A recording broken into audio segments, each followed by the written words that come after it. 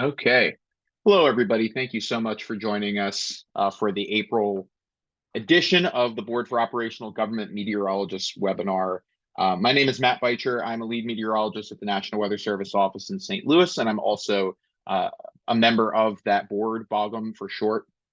And I just want to welcome you all to our typically our monthly webinar on various topics affecting operational and government meteorologists. We're very lucky and pleased to be joined by Nick Nausler, who just recently became the first, I believe, fire weather SU for the National Weather Service's Storm Prediction Center. And this topic touches me or affects me in particular as a fire weather focal point. So I'm very happy to be moderating this discussion. So we'll let Nick take the floor here in just a second. I just want to get some housekeeping things out of the way. This webinar is being recorded for future distribution and use. It should be available to folks regardless of their AMS membership. And we'll advertise to the folks registered here and elsewhere where that recording will be after the fact. For that reason, please leave your cameras off during the entirety of the webinar. Keep your cameras off for the entirety of the webinar. But at the end, once Nick is done, I'm sure we'll have plenty of time for questions at the bottom half of the hour to fire at Nick. So feel free to unmute if you want to during that time if your microphone is working, and we can have a little bit of a discussion. I kind of like the personal touch that leads to, or you can just drop a question if you're not in a position to unmute your microphone. You can just drop a question in the Q&A, and I'll be monitoring that. So without further ado, I'll hand it off to Nick, and he'll Nick, the floor is yours. Go for it. Thank you very much again for joining us. Awesome. Appreciate the invite. Happy to be here. I'm going to get this out of the way first. Can you guys see my slides? Yes, it was the same problem as before, though. Okay. I'll switch it back. How's that? Perfect. Okay. Yes, thank you again. My name is Nick Nausler, the new Fire Science and Operations Officer at the Storm Prediction Center, but I'm actually located here at the National Interagency Fire Center in Boise, Idaho. So I'm on that campus. So I'm not the first remote SPC employee, but the first remote one here in Boise. So I was asked to do this by Jarrett Rogers, my former SPC colleague, who's now the SU here at Boise. And he was like, hey, would you be interested in talking to this group kind of about fire? And I was like, yeah, but what specifically about fire? And he goes, oh, just your career. You can have a little bit of a unique career, and then kind of what's going on new with Weather Service and kind of broader in NOAA with wildland fires. So I guess the title for my talk, best one I could come up with, is a mid-career perspective on wildland fire. I will admit that hurt a little bit to say mid-career, but I guess now that I've been in fire for 15 years, I'm squarely in the mid-career time period. So a little background about me. Went to the University of Oklahoma for my undergrad, graduated in 2008. And then I went to graduate school at the University of Nevada, Reno, and the Desert Research Institute, and finished my master's in 2010. My thesis was on dry thunderstorm forecasting, and then finished my PhD in 2015. And that was based on verifying spot weather forecasts, Haynes index, mixing height, transport winds. And then also the bulk of it was trying to understand and predict the Southwest US fire season and how the monsoon modulates that. But the one really cool thing, I have to give a shout out to my former advisor, Dr. Tim Brown. He was very instrumental in me getting real life practical experience in wildland fire. And so every summer he would let me not be a graduate research assistant, and I would go work seasonally for the BLM or the Forest Service, so Bureau of Land Management or the U.S. Forest Service.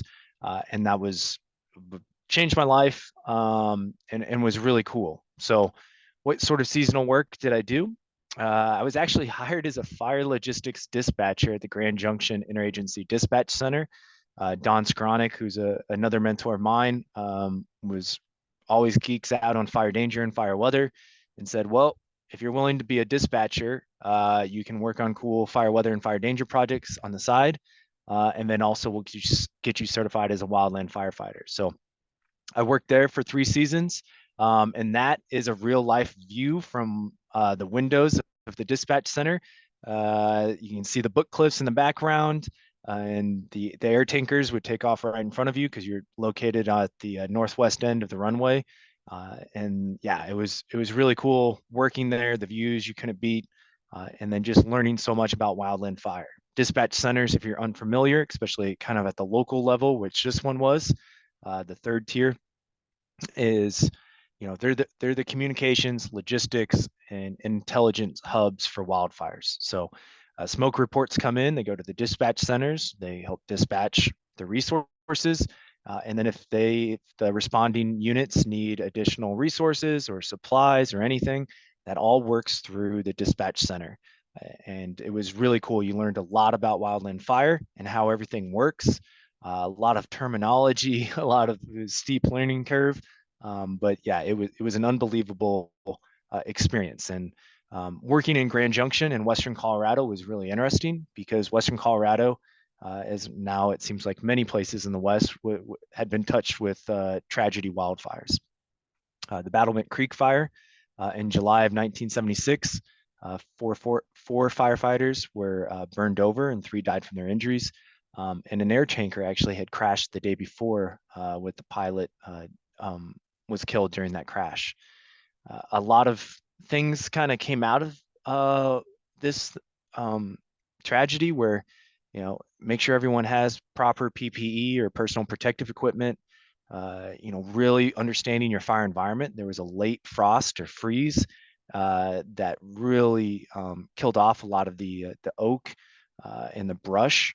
And so it was even drier than normal. There wasn't a whole lot of live fuel moisture component, which led to even more explosive fire growth. And then also communications, how you're communicating within the crew and with other crews on the fire. And there's really good on the Lessons Learned Center and the reports, a lot of really good information about what happened on this fire and how we learned from it. About 18 years later, you did have the South Canyon Storm King fire, where 14 firefighters were killed as the fire spread rapidly with the passage of a dry cold front. And this also led to some significant changes in the wildland fire community and how we conduct research, how we get research in operations, and how we just do operations on the fire line as well. You have LCES, lookouts, communications, escape routes, and safety zones. While that was kind of in place, it became really focused and emphasized to make sure we do that. 10 standard firefighting orders and 18 watch out situations as well were really emphasized and kind of and updated from this. And what you get from this event, as many of the firefighting tragedies, it's the Swiss cheese model.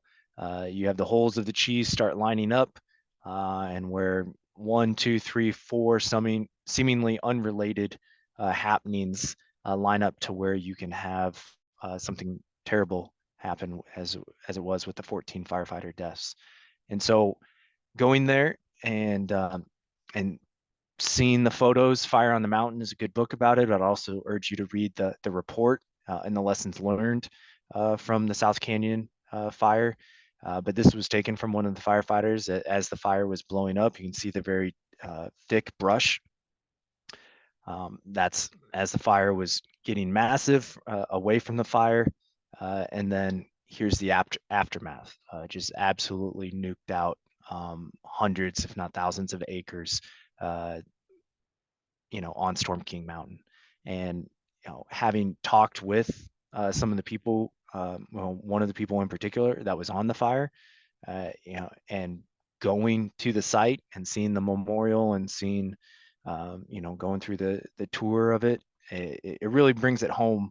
And I think it was really impactful to me early in my career, having that sort of proximity and almost connection with firefighting tragedy to make it really stick what we're doing, the mission that we're doing, the risks that we're taking, and the support we're providing in our role as meteorologists. And so if you're ever in Western Colorado, west of near Glenwood Springs, I pull off. The hike isn't easy, but it's not the worst hike in the world, but it was obviously very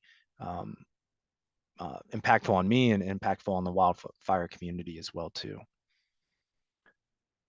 So the dispatch center. When I worked there, this is the Upper Colorado River Fire Management Unit, and the Grand Junction Dispatch Center is kind of the outline in blue. That's what their area of responsibility is. Then local dispatch centers fit into these geographic areas, and each geographic area has a coordination center located here in these dots. For Western Colorado, they fit in the Rocky Mountain one, and then the Geographic Area Coordination Center, or GAC, is located in Denver. And so if they can't get resources directly from their neighbors, local dispatch centers, say Craig or Montrose or Durango, then they go up to the GAC and say, well, can we get anything within the GAC?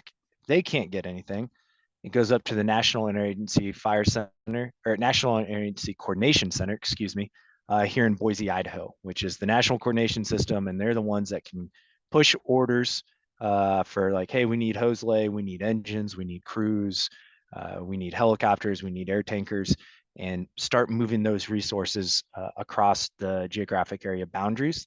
And it's really cool having worked at NIC, which I haven't got to yet, but I did work at NIC here in Boise. I've also worked at some of these GACs and been working at the local unit, and seeing the perspective from all three of those levels is really cool to see how it all fits together. Because at the local level, you'll be like, oh, I can't believe this isn't happening. Why don't they do it better? And then you get to the GAC level and you have different perspective, understanding, but then you still have some qualms about how this works. And then seeing at the national level, it's really cool of how vertically integrated it is, and really, for some of its shortcomings, pretty remarkable of how we can, the amount of resources, whether it's people, machines, as we say, metal, and supplies that get moved around the country in really not that much time to get to areas that need it.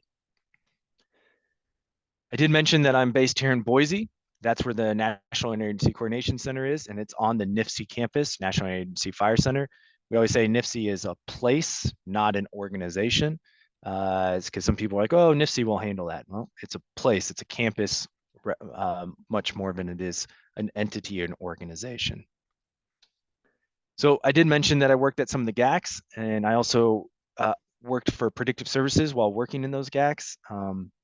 I worked at several summers after my 3 years in Western Colorado at Grand Junction as a predictive services meteorologist. I worked at Rocky Mountain. I worked at what used to be West Basin, which was pretty much just Nevada before it combined with Eastern Great Basin to become just Great Basin. I also worked at the Northwest, and then I did work at NIC here in my most recent job before I came to this one as a national predictive services meteorologist for about 3.5 years. As I said, GACs are the next step up from local dispatch centers. And like I said, the whole coordination system, they facilitate how fire management works at regional and national scales. So just wanted to give you guys a little bit of a background of how all that fits together, because not a lot of people on the Weather Service side understands how all of that works. Some of you probably do, but I always feel like I get people say, oh, you answered some questions that I have when I go through it kind of pragmatically like this. Predictive services, many of you probably know who predictive services are, probably work with them on occasion, if not consistently. They were established over 20 years ago. It's not just meteorologists, it's fire analysts, it's meteorologists and intel coordinators and officers. Each GAC has its own predictive services unit and issues forecasts and products independently, but obviously collaboration and coordination occur. And then the GAC level information is integrated and really aggregated into national level outlooks, which was my previous job. And the main mission, the main goal for predictive services is providing decision support for fire management and the national coordination system. Here's a little bit more about predictive services. How do we provide this decision support?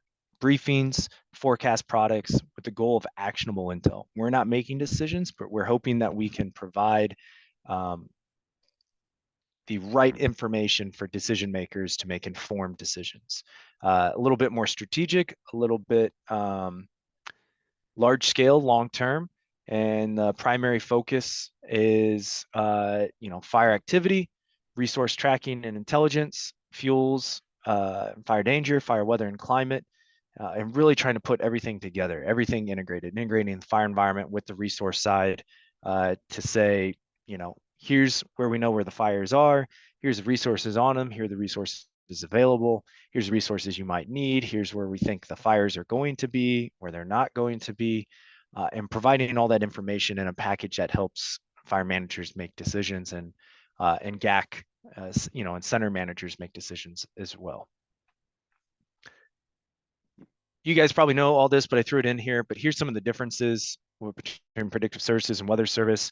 Predictive services has a 7-day fuels and fire behavior advisories. They have fire potential briefings, the situation report, 209s, monthly seasonal fire potential outlooks, and a number of things. And obviously with the weather service, spot weather forecast, fire weather watches, red flag warnings, IMETs, ARA deployments. ARAs are not specific to weather service, but we do have some. So people always ask, well, where does predictive services start and end, and where does the weather service pick it up in terms of fire weather? And that's just a little bit of a brief preview of that. So the second part of my talk is, what's happening in NOAA for wildland fire. We've had a lot of things happen, a lot of attention paid to wildland fire, a lot of money come into wildland fire over the last 3 to 4 years, and some of that has come into NOAA. Well, one of the really cool new things is the fire weather testbed. NOAA is spinning that up at the GSL Global Systems Lab in Boulder. It's a collaborative effort within NOAA between National Weather Service, OAR, and NESDIS. And the first in-person experiment, which is very exciting, is scheduled to happen the second week of June. And the things that we're going to be examining are the satellite technology from NOAA NESDIS for fire detections, the next generation fire system, and looking at the integrated warning team detection and warning workflow that was pioneered on the Southern Great Plains, led by Todd Lindley and others. So NESDIS, if you guys aren't aware, National Environmental Satellite Data and Information Service. And they're a big part of this. They're a big part of the test bed, and they're also doing a lot of things in wildland fire as well.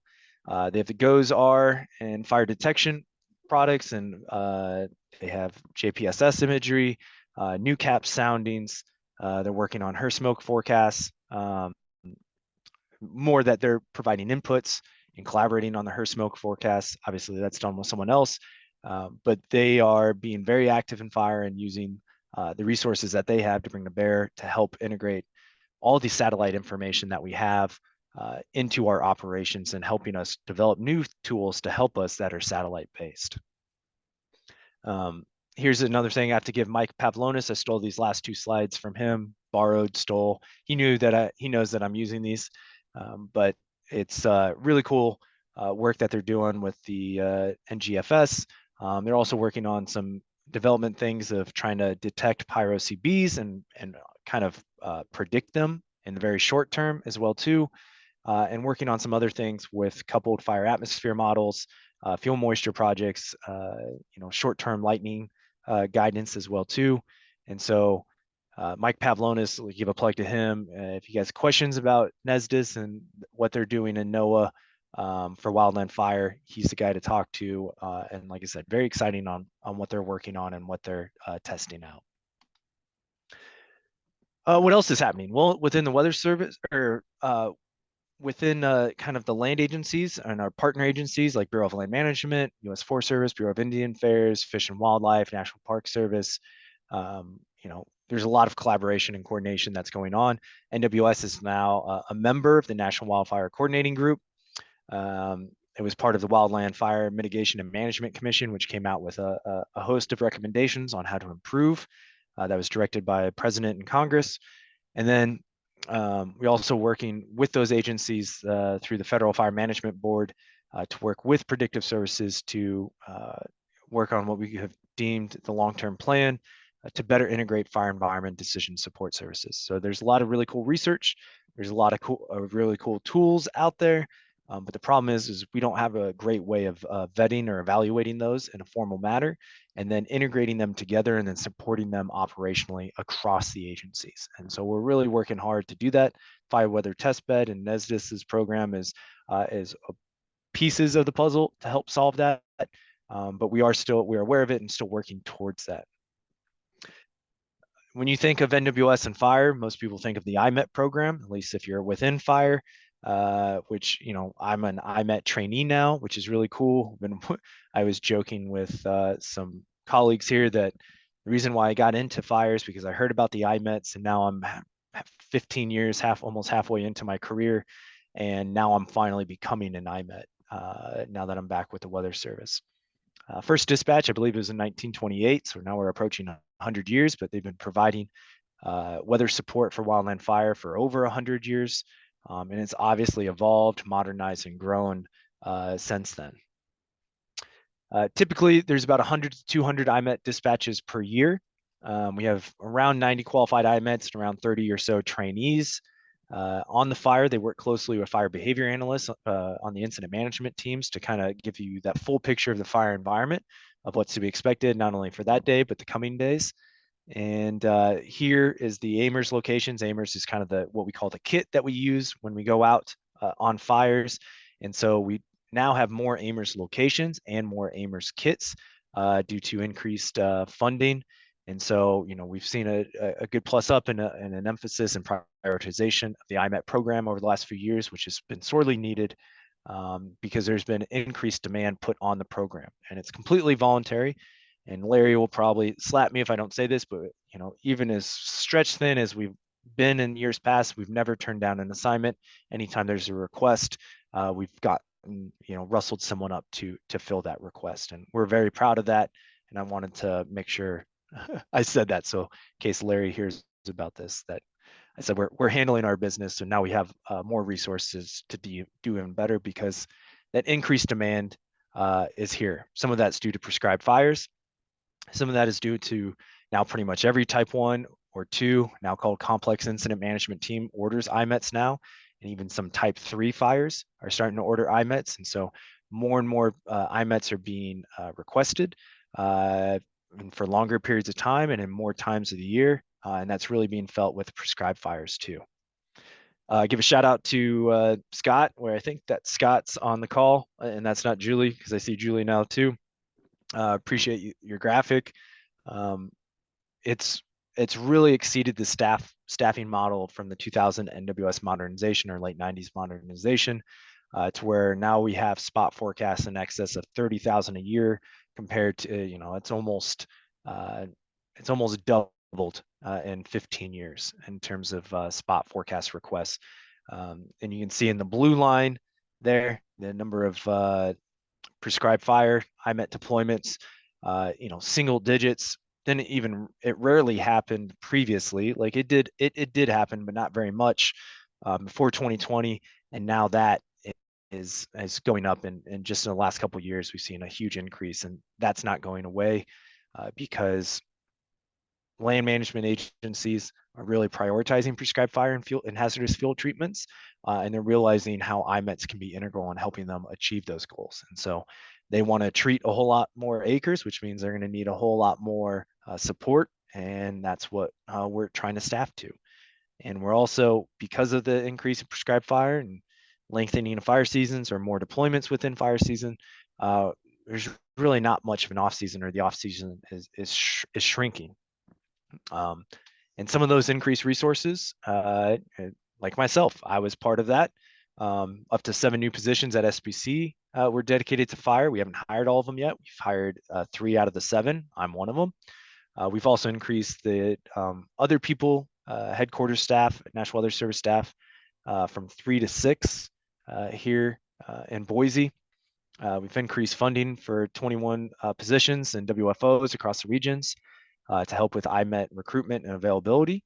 And like I mentioned earlier, the IMET equipment, new portable upper air systems for every IMET kit, an increase of 36 new kits for a total of 106, an increase of over 50%. So we have more availability and more people can go out to help on those wildfires and to help out on those prescribed fires.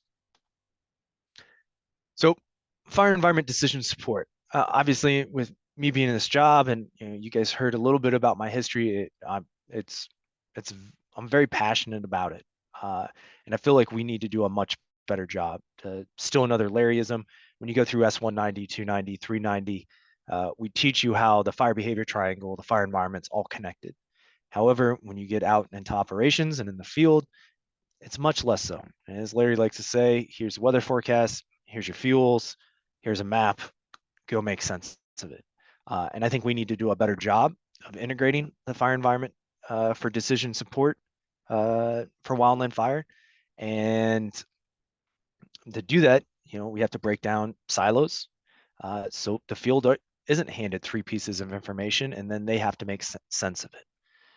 We need more fire environment subject matter experts working together at more scales. So we need more fire analysts with IMETs or fire meteorologists working together, working with intel coordinators and officers, or working with center managers or fire managers. So when we produce something, it's not in a silo, it's not isolated, and then we just throw it over the fence and say, hey, that should solve your system or solve your problem for you.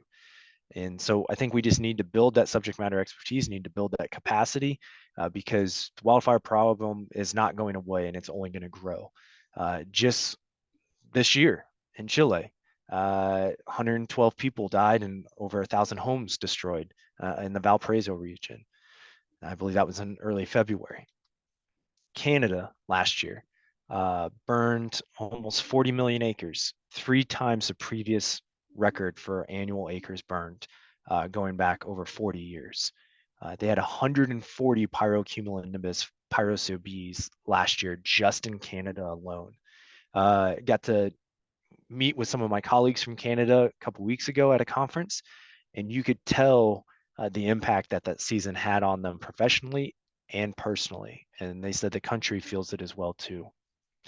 While we had a relatively quiet year last year, we still had the terrible fire in Lahaina on Maui that killed, I believe, 100 people and destroyed essentially the entire town. So even in a quiet fire year, we still have, tragic wildfires. We still have significant impacts. And I'm not saying that, if we had better fire environment decision support, some of these things don't happen. They still probably will on occasion, but can we be better prepared for them? Can we mitigate some of the impacts on them? Could we prevent some of them? I think we can, and I think we need to do a better job of that. And I know that's a charge for my position to do that. And I know not only professionally, but personally, it's important to me. So you guys just spent the last 20, 25 minutes listening to, I guess, a quasi autobiography so far from my professional career. And like I said, I've been incredibly fortunate, and the places that I've worked, people I've worked with, the projects I've worked on, the opportunities I had, I describe it as fortunate, and that I hope I'm doing right by them, and that I've doing well by them, and using my position and using the resources that I have both personally and collectively to solve the problems and put us in a better spot. Advice, I put this in there because someone asked me this recently, give some students advice, and I would say take chances, get out of your comfort zone. Going to become never going to Grand Junction and becoming a fire logistics dispatcher. I had no idea what that meant. And then you're working the radio and taking notes during emergencies, medical emergencies, on fires, fires, needing air tankers and all that. It was very challenging and out of my comfort zone and a little scary at sometimes, but man, I learned a lot from it, and it was very rewarding.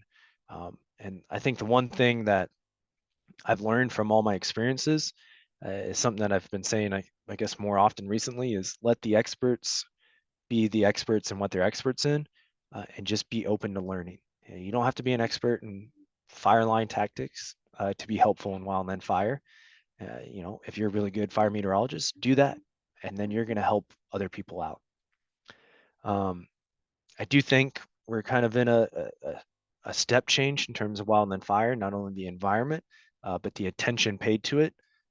Last 10 years or so, I feel like I always use Fort McMurray as kind of a line to say it changed since then. Some people say Yarnell Hill or something like that, but I feel like over the last 10 years or so, it has shifted, it has changed. And that's good because more resources are being brought to help us address these issues. but that also comes with greater responsibility, and we got to make sure we don't squander those opportunities. And wildland fire is trying to evolve. You have the commission report, Presidential Council of Advisors on Science and Technology report, PCAS for short. You have the long-term plan between Predictive Services and the Weather Service and FMB. So we're trying to rectify these issues, but some of these are long-standing and moving, as people say, at the speed of government. But any big problem in big organizations it's going to be slow moving. We just got to make sure that we keep moving forward and keep on the right path. So that's all I had. And if there's any questions, I'll take them. All right. Thank you so much, Nick. And yeah, this was excellent. I really do appreciate you taking the time to step back through your career, because it is an interesting one. And to hit on the nuances of fire weather forecasting and fire weather support, really, in the fire and wildland environment. It's a lot more complicated than I think we give it credit for, at least in the base training, speaking from a weather service perspective. And you don't realize that until you're out into the field and actually doing the work. I do have a couple of questions in the in the chat here from Dave Jones. The first one is, what do you see as NWS's biggest challenge with regards to providing the right information across the board, from asset placement to informing decision makers, elected officials, and the public? Ooh, that's a tough one. I think I always go back to let experts be the experts in what they're experts in. Like me being on, serving as, several assignments as wildland firefighter, being as a dispatcher, and then being as fire meteorologist, being in those different positions and being in different people's shoes, I think helps us know what people want to know. But also, oftentimes people in fire, which I love, are very direct. And so they will tell you what you want and be direct back with them. I don't know, or give them the best answer possible. So be the best fire meteorologist you can be and give them the best fire weather information you can, but make sure it's couched in a way that is useful to them. And I think part of that is working with your partners to know what is useful to them, because you can make the best forecast in the world, but if it's not communicated well, or if it's not communicated or presented in a way that is useful to them or easy to use, then it's going to lose a lot of its value. Yeah, can't agree with you more, especially based off the partners. I'm very big into partner interaction. I've going to visit prescribed fires and taking opportunities to meet with them, and they appreciate directness, and I appreciate their directness. You ask their opinion, and before you can get the sentence out, they're telling you their opinion, which is always good. I mean, sometimes we don't get enough of that. The second question he had, and then we have another one in the chat. And by the way, for those who joined after my little spiel at the beginning, you can either raise your hand or put in the chat or put in the Q&A. There seem to be several ways to do this. Your question for Nick, if you're comfortable unmuting, that's totally fine. If not, you can just drop something in the chat. So the second question Dave had is the NWS moving to connect more directly with communities so they understand their fire risk, threats, and actions to follow when a fire does break out? I don't know. I think if we do that, it shouldn't be done alone. We're not wildfire experts, right, for the most part. I mean, you got some IMETs that are, and some fire weather forecasters, but as a whole, we need to make sure we're partnering with, local fire departments, state fire agencies, federal fire agencies, to make sure we're messaging the correct thing and that we're not overstepping our bounds, and make sure we're, I hate to think, oh, stay in your lane, but in some respects, it's like, yes, but be proactive to work with others to make sure you have the right messaging. When we say, hey, a tornado warning, it's like seek shelter. When there's a fire, it depends on what people are supposed to do. And I think we need to work with our partners to make sure we get the right messaging out at the right times to the people that need it. Awesome. Nick, Dave, thank you for your questions. Castle Williamsburg in the chat has a question. If you had to choose 3 research priorities for either both physical and for either or both physical and social science to improve wildland fire decision support, what would they be and why? Whew. Man, I first of all, we have to get a better handle of fuels. Um, I feel like it's a piece that there's a lot of research that goes into it, and there's some products and data out there, but I think we need to do a better job of how that fits with fire currents and the type of fire that we want. It's not just every wildfire that spreads quickly. You know, we're not trying to just figure out when's the next Dixie fire or the next Tubbs fire. It's, hey, am I able to burn safely? And so I think really doing a deep dive in like, do we have what fuels information do we have and fire danger information that we have? And how is it useful for different applications? I don't think we've done a really good job of that. And I think that would be the most priority. When I work shift at SPC, or when I was with predictive services and talking to forecasters in the NWS, you know, fuels guidance, fire danger guidance is the single biggest uncertainty to them and biggest source of inconsistency in terms of how forecasts get issued. So for me, fuels is a huge priority. And I think there's a social science aspect on that, is saying, okay, what applications do we need for this fire environment? How does the weather and the fuels interact to get, say, I want to conduct this prescribed burn? Or yes, I want to make sure we are prepared for lightning ignitions or for this downslope windstorm. So I don't know if that's quite the three research priorities, but I think the biggest one is just a quantitative and qualitative evaluation of how fuels and weather impact fire occurrence and spread. That's the best way I think I can summarize it. Couldn't agree more, at the very least. Castle has one follow-up, and then we have Dave raising his hand here. So we'll go to Castle first here. So one follow-up, in your opinion, Nick, what are some of the top-end user needs associated with wildland fire forecast products and services?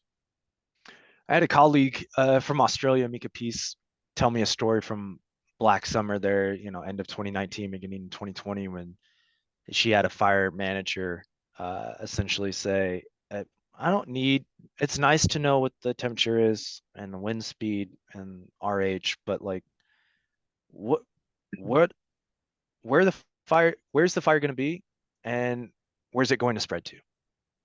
That's it. And I feel like we don't have a good direct answer to that. And so we use a lot of proxies that are we have a lot of ingredients, but we're not baking the cake for decision makers in the right way, if that makes sense. We're not putting everything together for them. We're not integrating it in a way that gives them meaningful information to make really tough decisions consistently.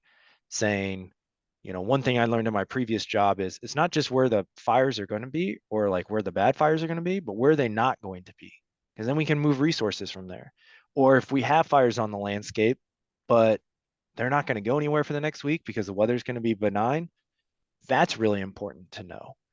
And so I think we need to figure out, like, get explicitly at the questions that fire management people are asking in terms of where the fire is going to be and how bad are they, and also converse, where are they not going to be and not going to be bad, because that converse is almost as important.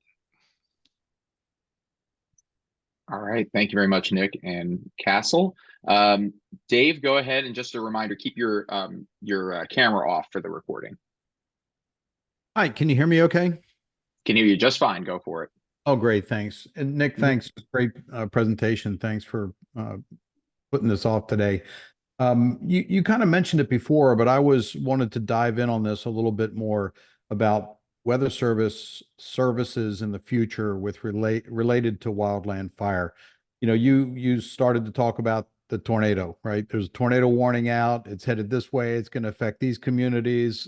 Take shelter. You know, and I think that maybe the Weather Service is working on a all clear sort of thing after the storm passes. You ever see a service like that being offered by the Weather Service to tell people, look, the fire front is here, winds are expected to pick up, it's going to be in this town, we expect by this time, you need to take shelter, evacuate, follow your local, emergency management orders, things like that. Do you see that as a service in the future? Thanks. Not, yeah, of course. Thanks for the question, Dave. Not solely by the Weather Service. We don't have fire behavior analysts. We don't have fire analysts in our ranks. That needs to be co-produced with the people who have that subject matter expertise. And so I don't think the Weather Service has really the complete mission space, but I also don't think it has the expertise. We have people in the Forest Service or Bureau of Land Management or Park Service or with the states that have some of that expertise, but it's going to take a while for us to work together to get to that point. Do I think by in the next 10 years we can get there? Yes, but it's going to be not an easy journey. And it's going to take a lot of coordination to build that expertise and then to build that capacity with to make sure we get to the level that the Weather Service has for other threats, whether it's flash flooding, or tornadoes.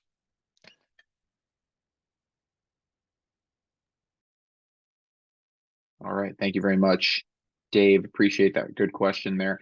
Anybody else have any questions or comments for Nick? If not, I've got a couple, but I don't want to steal the time from other folks. Okay. Well, while you're thinking about them, I have one question here. So Nick, to kind of shift gears a little bit, there's been a bit of an increase in discussion, maybe not so much an increase in discussion, maybe more visibility of discussion in the Weather Service about the several hundred criteria for red flag warning across the country. Seeing as this sometimes can cause problems, I use sometimes sarcastically in on the border of these criteria differences, sometimes within county warning area or fire warning areas themselves. What efforts are underway to kind of make a standardization of this or make it a little bit more simple so that our partners have a clear, consistent message across the CONUS? Yeah, great question. There's a couple projects underway that we're examining something that would try to standardize using some fire danger percentiles and some like wind and RH percentiles together to say, well, if you're in these quadrants of, these systems, then, that's when you can start considering to issue red flag warnings or issuing red flag warnings. We're still working on it. It's not done. But I do think, people always talk, yeah, there's over 500 different criteria across the United States for red flag warnings. Is that too many? Probably, but I mean, are you going to have the same criteria for the Olympic Peninsula as you are for Death Valley? No. I think we can do a better job of standardizing a methodology or process to get there. I mean, saying, hey, work with your partners and say, all right, what fuels really are important to you guys? In some areas, it's complete fuel loading. And are we pre-green up or are we past green up? That could be it. Some of it could be, 97th percentile or 90th percentile for ERC. And then, is it maybe we use hot, dry, windy index? Maybe we do use absolute numbers for wind and RH. I think we just need a quantitative process and method to standardize across Weather Service offices, but I still think it's going to be down sub-regional to up to the partners to work on those AOPs and do that research on their own. But I think we can help with the methodology to get there so it is a bit more quantitative. Because if you go back and ask people, especially some of the older forecasters, more experienced forecasters, of how did that get there? And it's like, well, I was talking with the FMO or fuels tech and they were like, how does this sound? They're like, yeah, that sounds about right. And that's a red flag warning. I'm not saying that's like that for everywhere, but you go back in history and that's kind of put them on a path, or that's still the way that it was defined. And I think we can do a better job with that. Awesome. Thanks, Nick. I appreciate that. Dave has another question here. He says you mentioned the needs for research based off of Castle's question. How about tools or technologies that you wish you had right now? I guess if you were king of the world, what if you had the opportunity to have a tool or technology right now, what would it be? You get a hotspot notification, and you can immediately fire up a coupled fire atmosphere model and get probabilistic runs of how that's going to react, how the weather's going to influence it, how it's going to influence the weather, how the fire is going to spread. The science isn't the computational power that would be needed to do that is not small. So, and we also have to improve the science of those models. What's the old quote? All models are wrong, some are useful. I think we're getting to the point, but the way that you find usefulness out of models is to use it in at least a quasi-operational setting and see where its shortcomings are. And I think we need to do a better job of that. That's one thing I think would be better off the bat is, if we had coupled fire atmosphere models, and if they improved, I think that would really help fire managers. We have behave runs and other fire spread model runs that can be run quickly, whether it's federal government technology or software or private. And I wish that was more ubiquitous and utilized more. But I also think to get to the final thing is you have to have the whole thing coupled because they do feedback on each other. And so having coupled fire atmosphere models, at the ready, I think would be very, very helpful. That'd be awesome. Yeah, I for lack of a more official term, that would just be really cool to see. Let's see. Any other questions for Nick? I do have one more, but I don't want to take away from anybody else. Does anybody else have anything they want to say or ask? No? Okay. Got one more. So you mentioned prescribed fire IMET deployments, which seems to be a relatively new practice in deployments. Is there a size requirement or some sort of delineation? Because you can have prescribed fire for our partners that are 10 to 20 to 100 acres, and then obviously there are some that are much bigger. Is there a cutoff? I assume there is, but I'm not sure.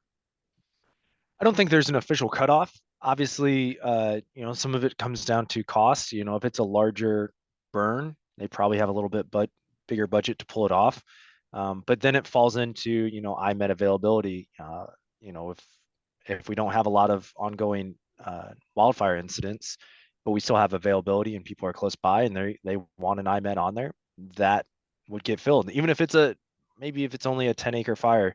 Scott or Julie, you can correct me if I'm wrong, but if we get a request and they're saying, hey, we want to pay for this, we will fulfill it based on how we prioritize incidents with wildfires and prescribed fires. Just a note on that. So for prescribed fires specifically, we only have an agreement right now with the U.S. Forest Service.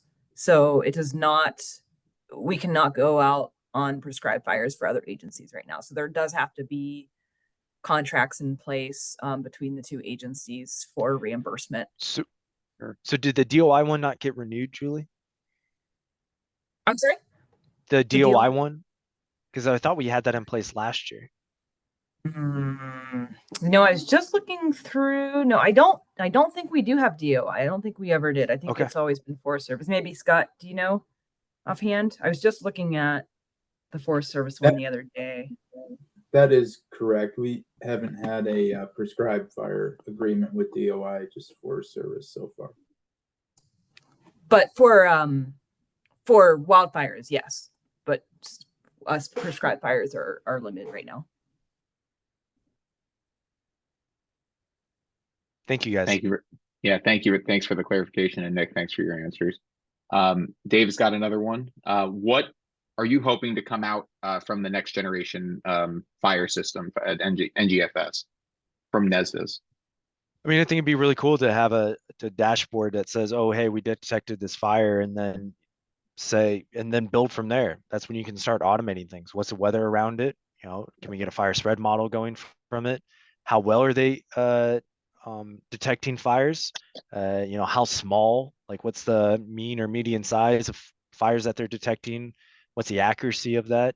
So I want to see how accurate it is to start and what sizes that they're actually capturing from that. And if they can do that, then that's a really cool thing that we can then automate some systems off of. Yeah, the early returns from NGFS have been pretty impressive. With something that I just, for my personal use of it, its ability to detect through cirrus has been very impressive. I mean, the signals are there, but almost imperceptible to the human eye, or it takes you a couple of seconds to realize that that's a fire, but it catches on pretty quickly. I'm very excited to see what NGFS has moving forward in terms of automated detection. Oh, as a follow-up to that, does NGFS characterize between good fire, prescribed fire, and bad fire? I don't know 100% on that. I don't know if they have a thing in there if like we know of a prescribed fire and then it will filter that out. I'll have to check back on that. I'm not sure, Dave. I do know that there is the dashboard that they've built does know whether or not a red flag warning and fire weather watch are in effect. Yep. So that's something, it kind of flags it as a higher priority because it's in critical fire danger area. But yeah, I'm not sure of that either. All right, any other questions for Nick before we close things out? I don't see any hands up or anything like that. Yeah, great discussion again. And so let's give Nick I guess silent round of applause for his for his presentation and the discussion. Oh yeah, I forgot you can react applauses. There you go. Again, Nick, thank you very much, and thank you all for joining us for this April edition of the Board for Operational Government Meteorologist webinar. The next webinar will be May 20th from 3:30 p.m. to 4:30 p.m. Eastern time. And it is Fire, Aviation, and IDSS, oh my, one person's NWS journey. So kind of a similar flavor to Nick in terms of the progression through maybe an unconventional career. And our guest speaker will be Jen Struzas, who is the warning coordination meteorologist at the National Weather Service's Aviation Weather Center. So we're hopping over to another NSET center for that one. And again, that's May 20th, 2024 at 3:30 p.m. Eastern time. And the registration link will be sent out via social media, if it hasn't been sent out already on our social media channels.